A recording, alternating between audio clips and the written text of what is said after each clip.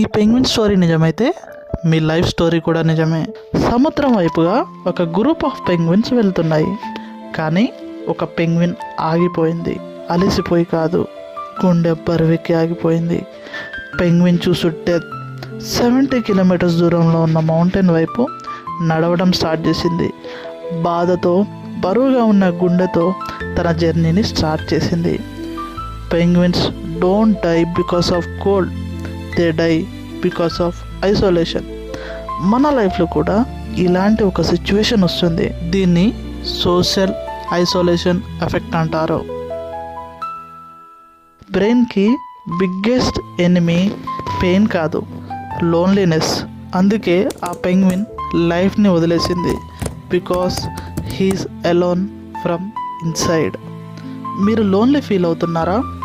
మీరు వీక్ కాదు, మీరు సైలెంట్గా ఫైట్ చేస్తున్నారు. ఈ పరిస్థితిలో మోటివేషన్ కోసం ఎదురు చూడకు. You just need someone who stays. మీ లైఫ్లో కూడా అలాంటి వాళ్ళు ఉంటారు. Don't let them go. Fight for them. You are not alone. Share to your closest friend.